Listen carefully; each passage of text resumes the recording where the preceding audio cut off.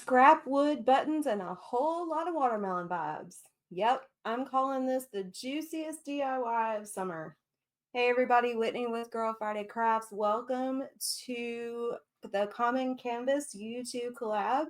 This is our strawberries and watermelons themed event. We are hosted this week by Janine with Janine's Palette and Tanya from Hummingbird Pantry. We are going to make a scrapwood watermelon sign using buttons and fabric. Wait till you see what I used for the seeds, and that bow is going to be a total fabric scrap magic. All right, so we're starting off with this piece of scrapwood. This is actually a piece of fence board. We had our fence redone this past week, and so I have all kinds of nice, tasty scrapwood left over from that project. I went ahead and painted it white with my folk art white Adirondack chalk paint. I wanted to make sure that I was going to get true colors, and I wasn't sure how much this wood was going to soak up the paint. So I didn't want to come to the end of it and not be happy with my color choices or how the colors looked. So I decided to kind of prime it a little bit, for lack of a better word, with some white. But I'm going to draw my watermelon on here first to give me a little bit of help, because I don't think it would come out right if I tried to do it just freehand, because that is not my thing.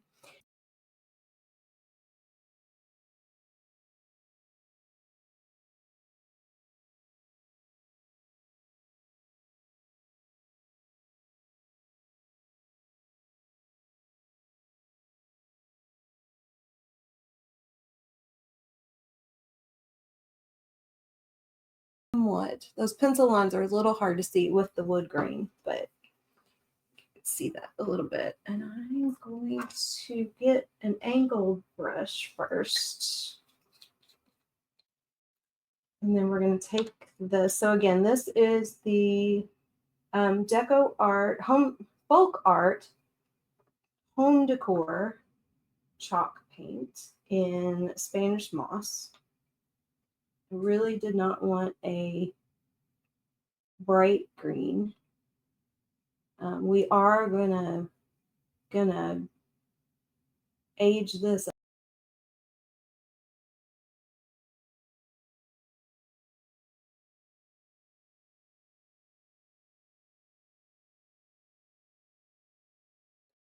So I got the green on the outer edge painted, and just based on what it looks like now, I think this coat of white for the center is going to be fine. And then we're going to get, this is Home Decor Chalk Imperial. I'm very happy with that choice of green. Definitely the look I was going for, as opposed to like a bright meadow green or something like that. I'm going to get another angled brush to start with. This is a little bit too small to do this whole area.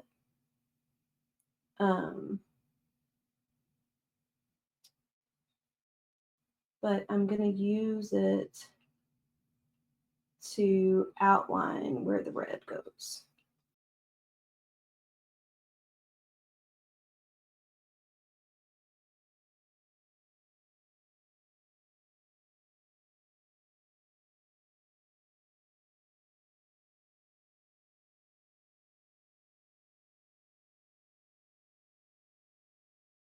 There, I do think I want to do green around the edges. So we'll probably do that quickly after I'm done with the red, before we move on to the next steps. Take this and dry it.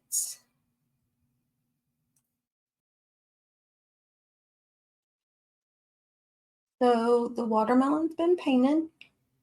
I did go ahead and do the sides and the top and the bottom in that Spanish moss. I have not done the back. I don't think I'm going to. So I have my buttons and I have a whole bunch of ribbon because I haven't figured out what I want to do there. Now, so your buttons are going to serve as seeds, and you can do whatever colors you want. I've got some small black buttons. I don't really want Mickey Mouse ears on there. So maybe I don't have as many black buttons as I thought I did. I went and raided my sewing supplies for black buttons. It's funny the things that we don't think about, double checking to make sure we have in our stash. Of course I have black buttons.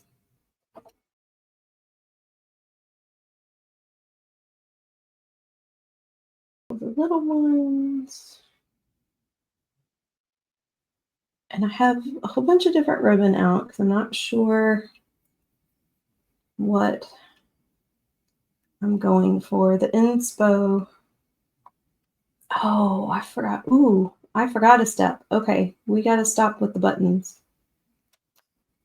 We got to stop with the buttons. I forgot to do my distressing. I got to get my stuff. Fancy term. I'm glad I remembered. I would have been really annoyed at myself. So I think the best thing for me to use with this, to do this, is going to be some rub and buff. So we're just going to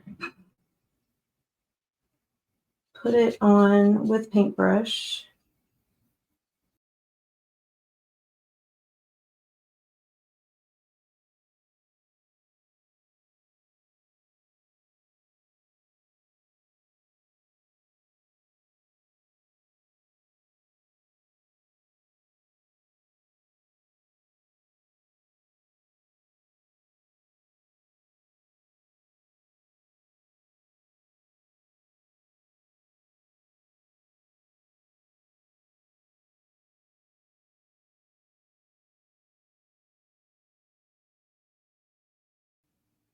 Just using my thing here. So that's 8 inches, which is way too big.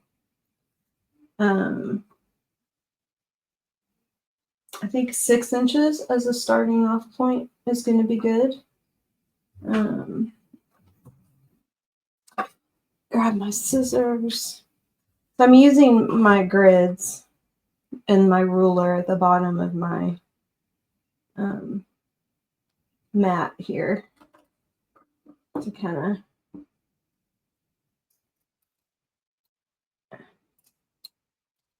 give me. Actually, I should use my fabric scissors to get me my length. So we're going to start off with this one, and you want your first layer to all be the same size. So however many layers I'm going to do, I want all of the first pieces to be 6 inches. So then we're going to cut this red ribbon at 6 inches.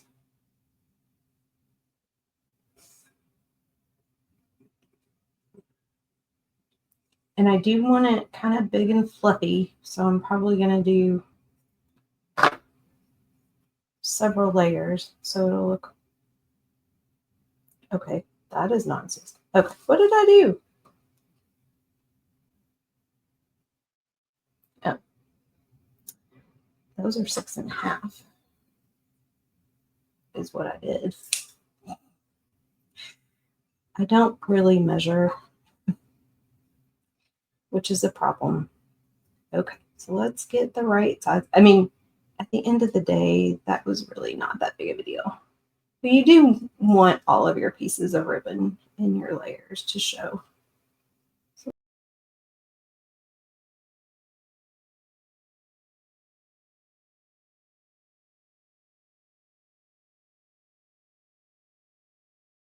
So I'm gonna do 5 inches of everything. And see where that gets me in terms of kind of how thick the bow is, and see if I feel like I need to go even smaller than that. Again, the more you do, the bigger your bow is going to be.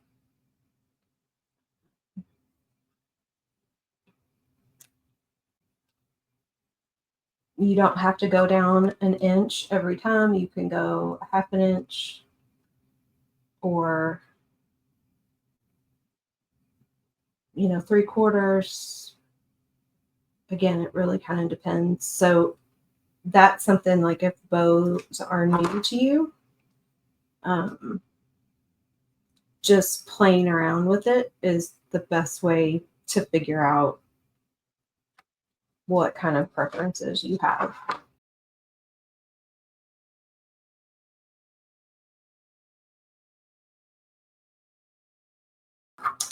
All right, now what we're going to do is I'm going to take this piece of twine and I'm going to just lay it over the center of the bow, and we're just going to flip it over. And we're going to take this and we're going to tie it in a knot, super tight.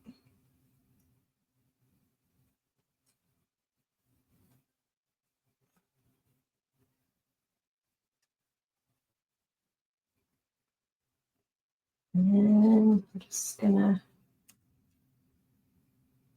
just kind of fluff it, pull it, shake it, all the things to spread out your pieces that. And then what I'm going to do, I think, we're going to trim this twine down as much as possible. And then I think I'm going to put this, we're going to put this around the middle. And we're going to kind of fluff it all out. You don't want to pull too hard because a lot of times I use zip ties for this. But you don't want to pull too hard because you don't want to pull the ribbon out of the middle of the twine, because it will do that.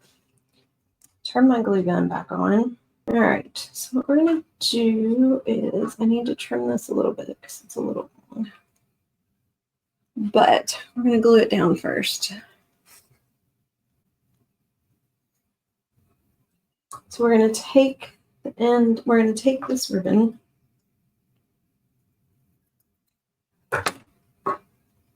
and we're going to glue it down right there. And then we're going to come around and we're going to glue it again right there to just get that to wrap around.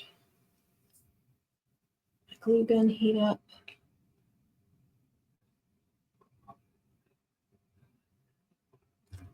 So wondering what else is in my little box of buttons here. I don't have any really good rustic-y looking buttons or vintage-y looking buttons, except for things like this, which are really cool, but they don't lay flat.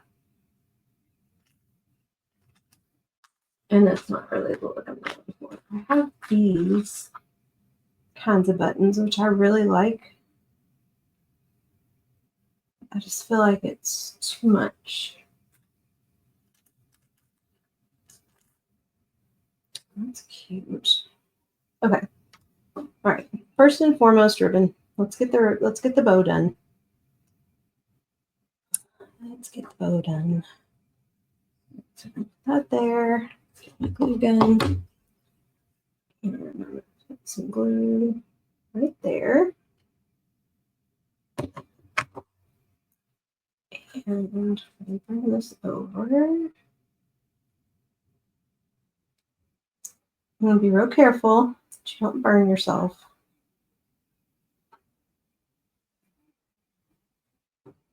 And then pull it kind of tight.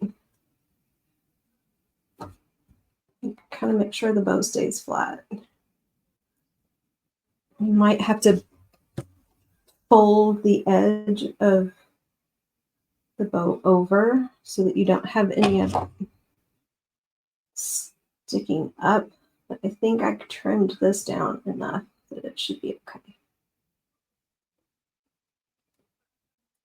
And I gotta trim this. Coming apart on me.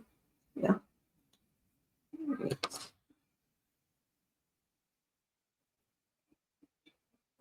Okay. So now we've got that. And I think what I'm going to do is I'm going to go ahead and I'm going to glue this to the watermelon because that is going to help me visualize what other kind of embellishment I might want on this ribbon. So some hot glue right there.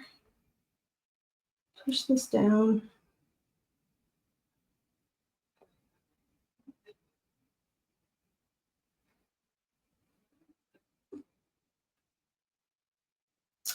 And I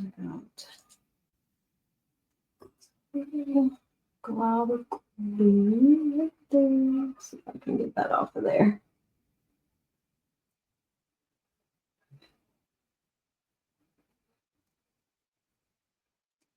Yeah. Okay.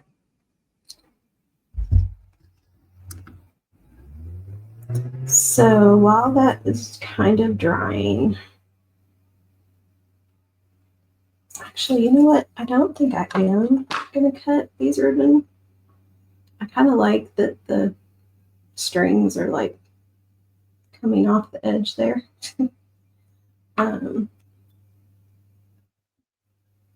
Trim a little bit of that.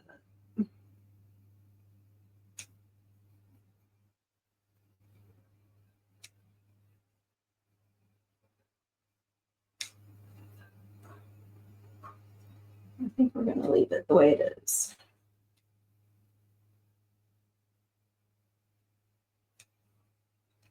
All right, so there's that. And so now we can see kind of what I want to put on the ribbon. And sometimes I have to like look at, so that's not going to really lay very well.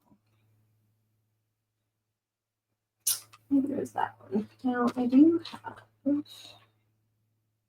a little, like I could just put another little black ribbon or button, or could put a little red, oh, yes. There it is. There it is right there. That's the idea. Have hot glue. Pop a little red button on there like that. String everywhere.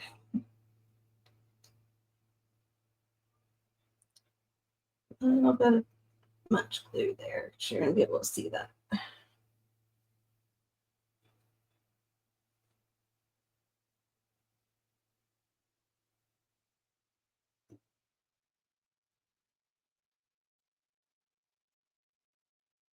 Okay. And there she is. Got some, I have to get my tweezers out and get some of this blue string off of here. I feel like more than one red ribbon on that bow is going to be maybe a little bit too much.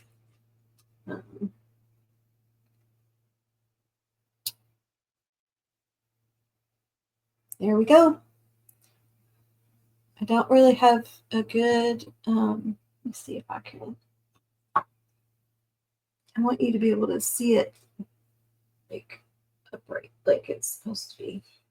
If I can get a good camera angle for you to be able to see it like that. I'm really not going to be able to do that.